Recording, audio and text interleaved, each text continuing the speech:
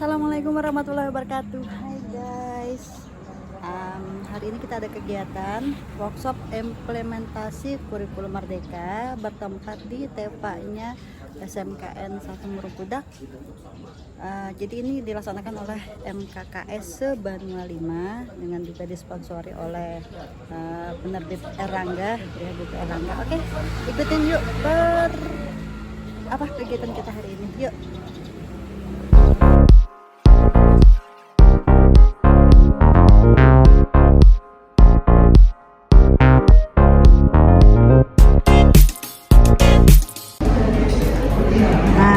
Kita berada di lokasi workshop dan ini narasumber nasional kita Dr. Sudayat MPD. Beliau adalah salah satu dosen dari PI, Universitas Pendidikan Indonesia Bandung.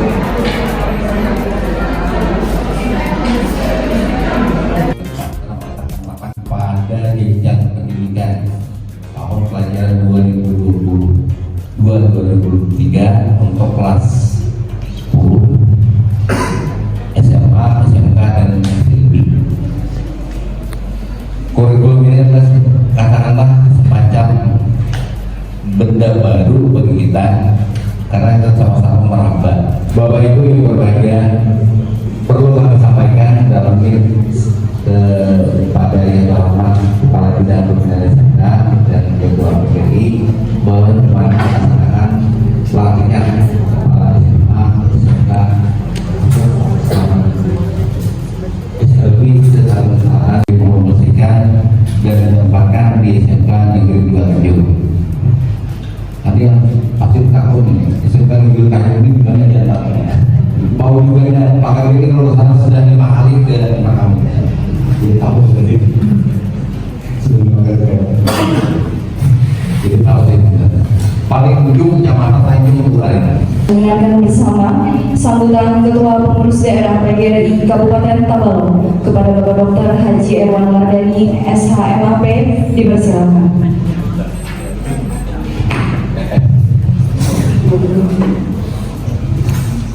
Assalamualaikum warahmatullahi wabarakatuh.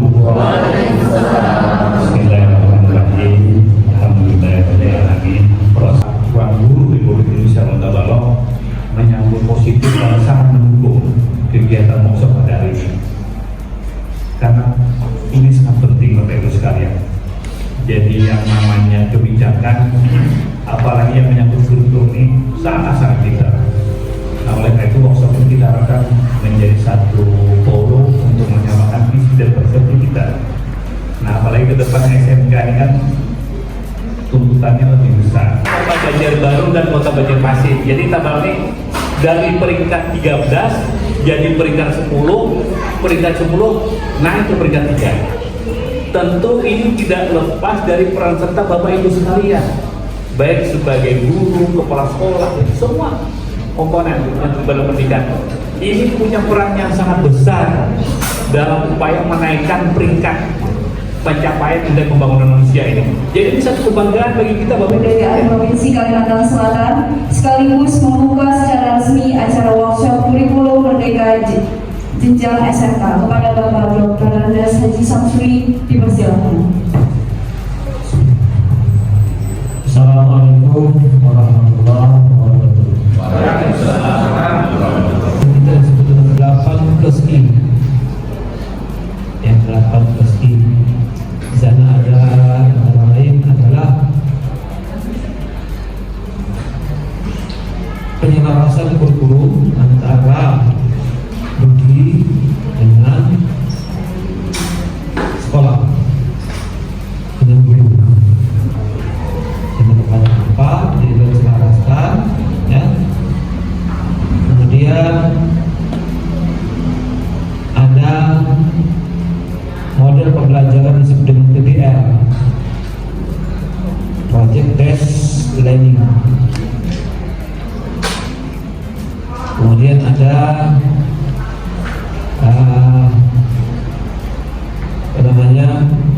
pengembangan cacing faktori. Ada guru magang, ada siswa magang,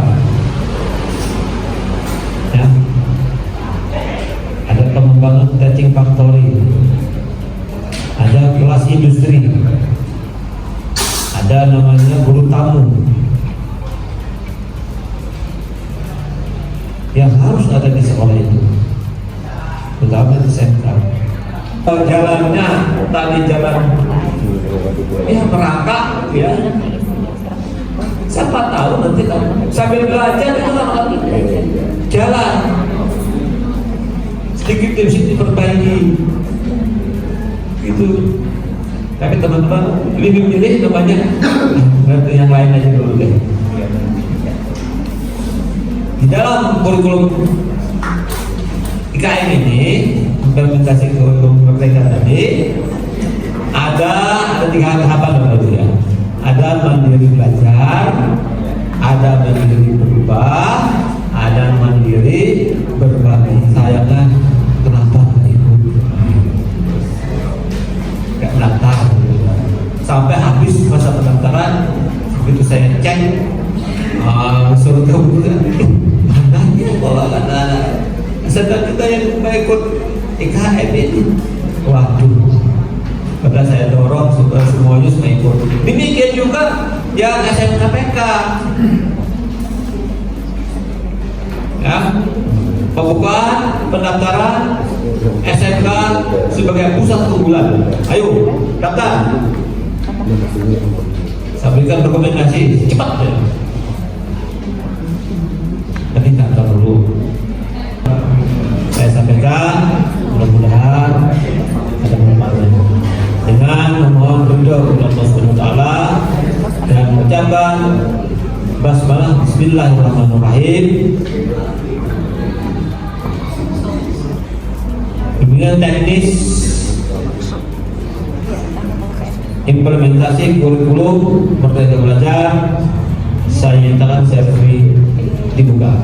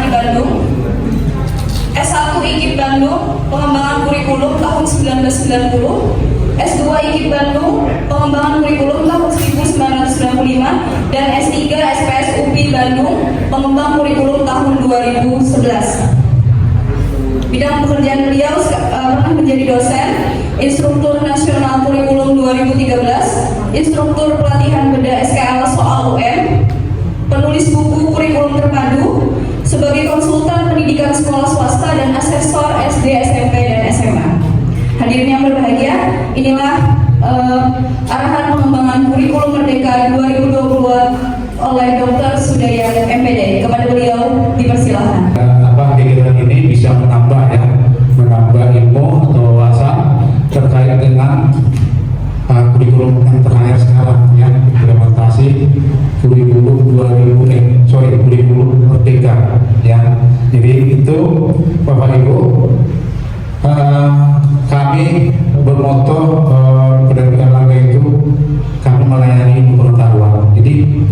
Mohon maaf Bapak Ibu, kami bukan hanya menjual buku selesai seperti itu Bapak Ibu ya.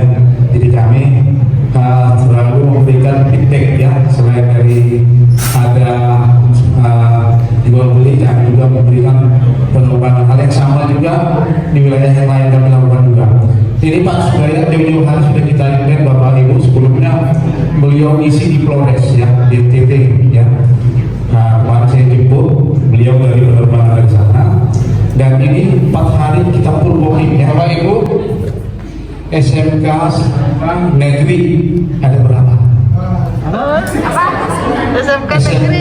SMK negeri sebenarnya 6 ada berapa? Sekarang masih tahu ya. Ada berapa Pak?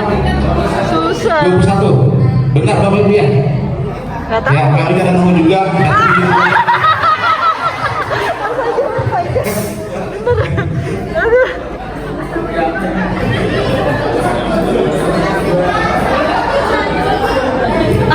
Yang benar 25 Pak. 25 Pak yang benar. Sama.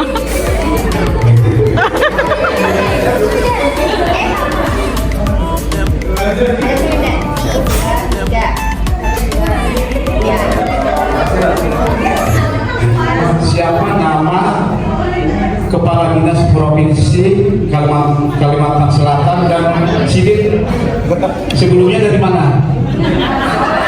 Dari mana gitu? Siapa Pak? Kamu? Pak Muhammad Dullah. Ya, sebelumnya Sidik dari Dinas Provinsi. Kapit SMA. Jabatan orang Bujur. Ya. Ih, Mak Ulun. Foto dulu lah.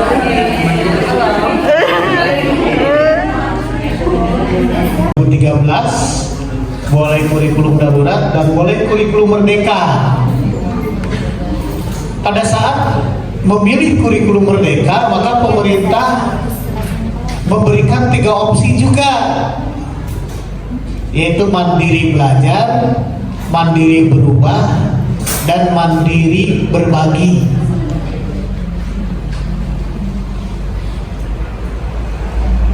Sekali lagi, untuk tahun ini kurikulum merdeka baru opsi, bukan keharusan. Tapi mulai tahun 2024 kurikulum merdeka itu menjadi keharusan. Jadi tidak ada lagi sekolah yang melaksanakan kurikulum 2013. Itu harus 2 hari juga nggak beres kemarin ya. Minimal formatnya udah selesai. Kos itu isinya apa?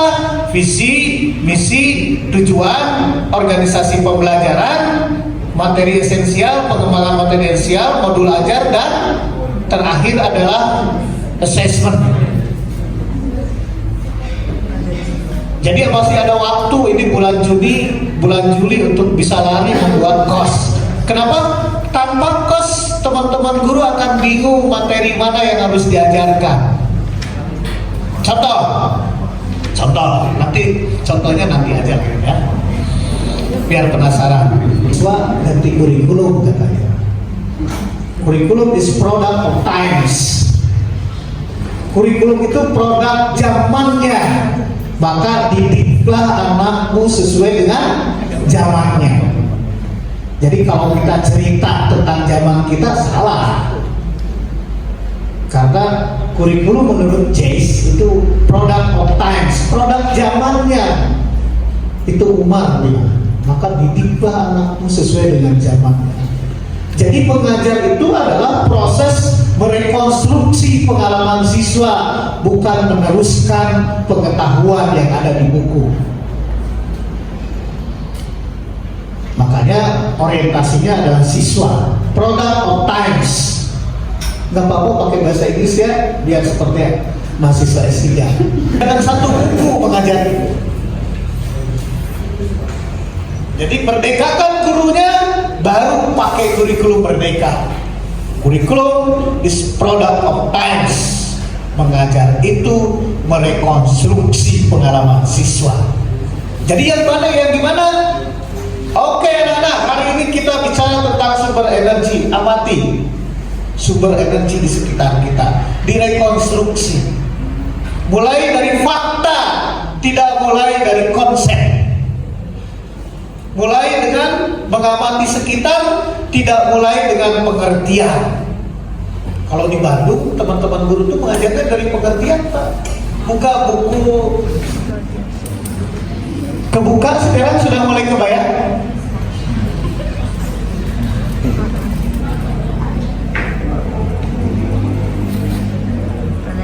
Itu baru satu catatan ya, catatan pikir yang pertama. Sekarang catatan pikir yang kedua untuk kurikulum merdeka.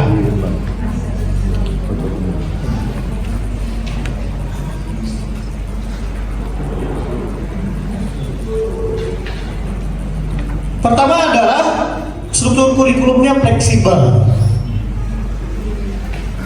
Jadi di kurikulum merdeka ini sekarang hanya ada dua, yaitu intrakurikuler dan ekokurikuler. Intrakurikuler dan kokurikuler.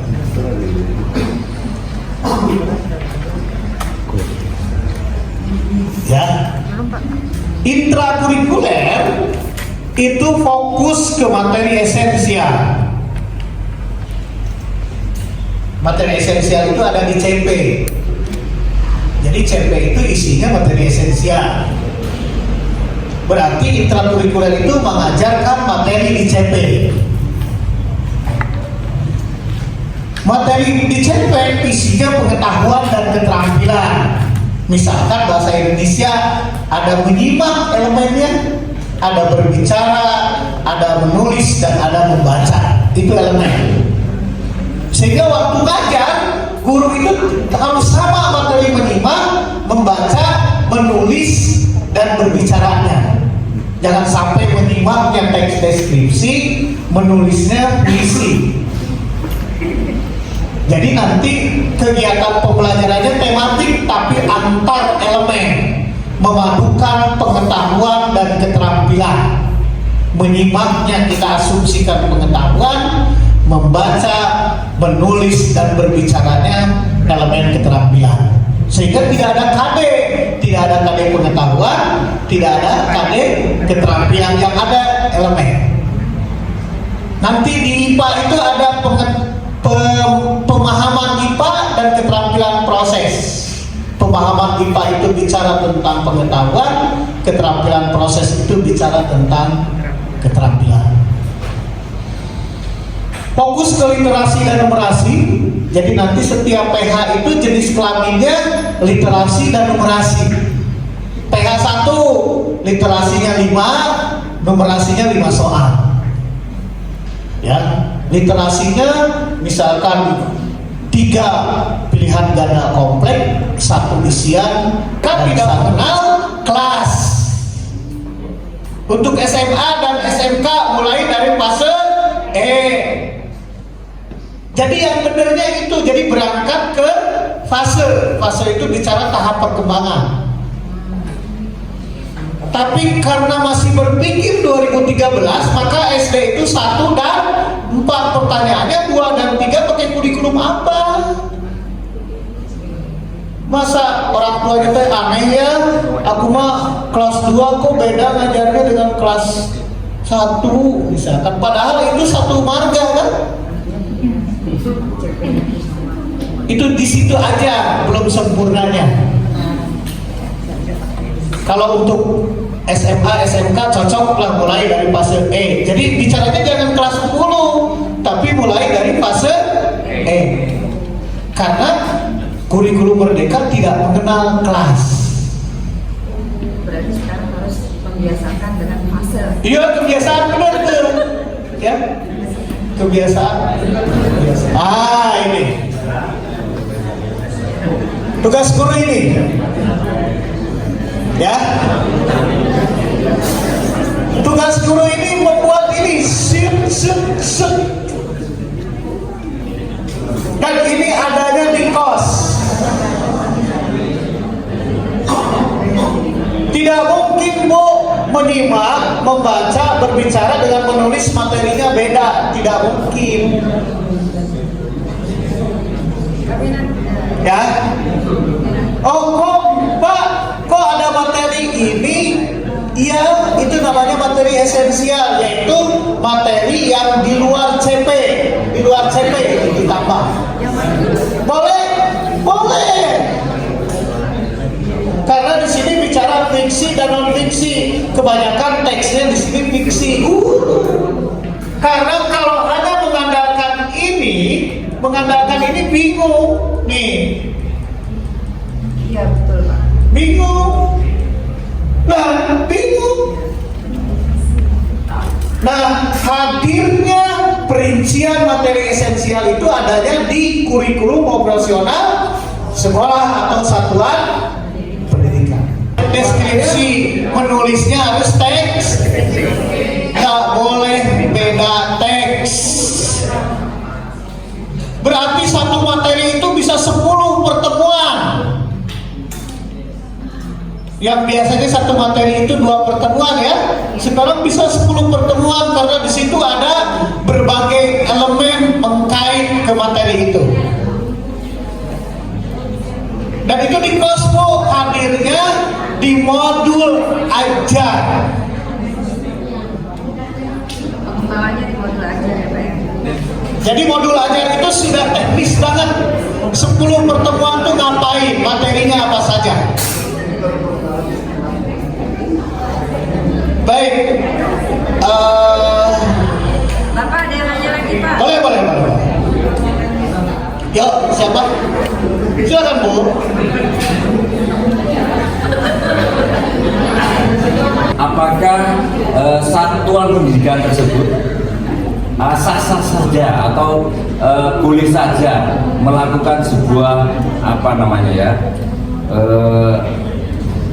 kreasi, misalnya JP-nya tersebut bisa tidak sesuai dengan proporsional yang ada di struktur ini Pak. Kalau kita lihat IPAS-nya 6 jam, 6 JP per minggu. Terus kejuruan sendiri ada kemarin 6, terus naik lagi ke 12 seperti itu Pak. Iya, seperti itu yang pertama. Yang kedua Pak, saya juga teringat dengan istilah CP tadi Pak. Yang mana kalau CP apa yang belajar? Betul Pak, seperti itu Pak ya. Saya pribadi jadi teringat dengan kurikulumnya pada jenjang pendidikan diploma Pak. Di diploma itu ternyata istilahnya capaian pembelajaran juga, CP juga. Dan di situ ternyata ketika dia ada perjanjian tersebut di diploma itu ada sebuah pengakuan pengalaman belajar lampau, RPL istilah seperti itu Pak. Apakah dengan yang merdeka ini untuk kelas 10 sini juga ada pengakuan pengakuan pembelajaran lampau dari SLTP atau SMP seperti itu, sehingga beban untuk materi yang ada di kelas 10 program awal itu 1 JP konversinya. Jadi kalau ditulis di struktur kurikulum itu 36, maka sama dengan 1 JP konversinya. Malah ada yang 26, jadi bergantung dari bobotnya. Jadi sekali lagi boleh menambah JP dengan alasan tertentu. Artinya pertama, materinya jangan sama dengan materi di CP jumlahnya. Tambah aja materi non esensial. Itu boleh Pak. Yang kedua, dengan CP ini mewakili KI Pak. CP ini mewakili KI.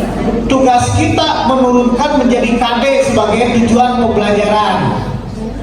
Nah, KD itu ada 2 kan cirinya, ada kata kerja dan ada materi. Ya tahu? Nah, tugas kita memerinci materi ini menjadi satu kesatuan. Dari mana materi itu diturunkan? Dari CP. Seperti apa materinya? Sedikit, karena esensial saja. Kalau mau nambah berarti itu masuknya materi non esensial. Apakah mungkin terjadi materi prerequisite kayak tadi ya? Atau terjadi pengulangan? Kalau kita lihat di bahasa Indonesia tidak terjadi pengulangan. Kalau kita lihat di bahasa Indonesia, artinya kalau kelas 11 bicara A, maka kelas 10 bicara A, maka kelas 12 dan kelas 11-nya tidak lagi bicara A. Tidak terjadi pengulangan. Kalau terjadi pengulangan boleh Pak, tapi masuknya si materi pengulangan itu materi non esensial. Apakah materi esensial itu sebagai prasyarat? Belum tentu. Belum tentu Pak. Materi prasyarat itu nanti hadirnya di modul ajar. Misalkan sebelum tahu teks prosedur, maka dia harus tahu teks deskripsi dulu, misalkan. Jadi harus paham dulu teks deskripsinya, baru prosedur. Sebelum pengurangan, maka dia harus tahu dulu. Sebelum pembagian, maka dia harus tahu dulu pengurangan. Dan itu hadirnya di modul materi prasyarat itu, bukan di sini. Oh, kalau begitu harus ada pengurangan. Bertambahkan di sini Pak, sebagai materi non esensial, sebagai materi prasyarat. Boleh. Berarti kalau gitu materi antar SMK bisa beda, yes. Tapi materi esensialnya bisa sama, bersumber dari CP. Tapi bisa saja materi non esensialnya beda, bergantung dari persepsi dan kebutuhan siswa. Itu hebatnya kurikulum merdeka, jadi tidak seragam, beragam. Jadi kalau bikin kos satu kecamatan seragam, sudah lagi tidak merdeka. Begitu Pak. Turun lagi, turun Bu. Udah 3 belum mata pelajarannya? 3, oke, turun. Terus rubriknya, Yo, katakan Bu. Untuk rubrik penilaian dalam mata pelajaran bahasa Indonesia itu, yang pertama, rubrik penilaian sikap itu tunjukkan sikap kreatif dalam lomba pidato tema kearifan lokal, di mana kriteria penilaian sikap yang pertama itu daya imajinasi yang tinggi, rasa ingin tahu yang besar, serta mau menerima tanggapan orang lain.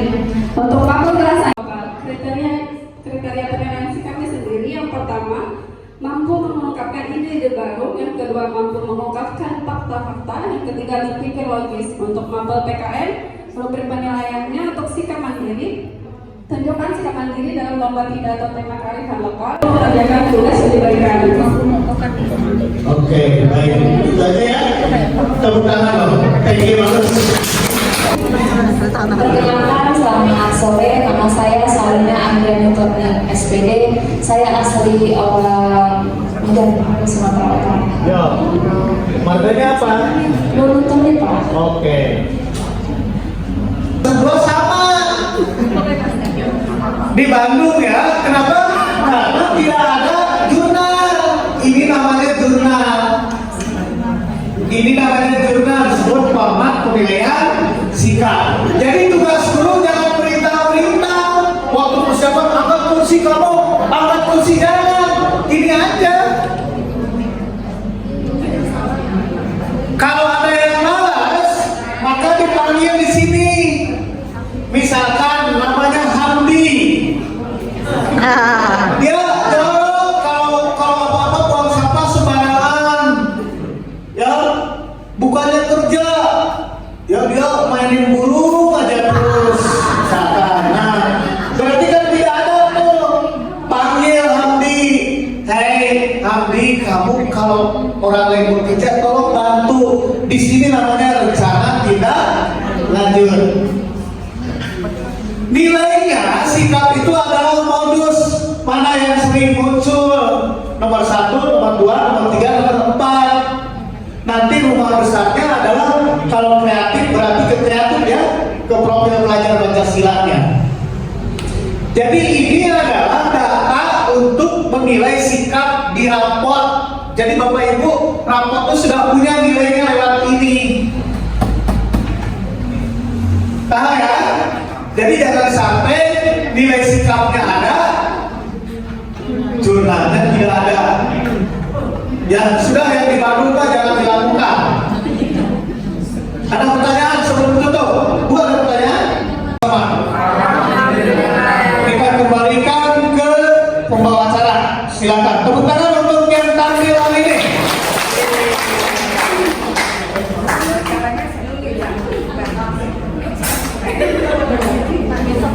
Thank you.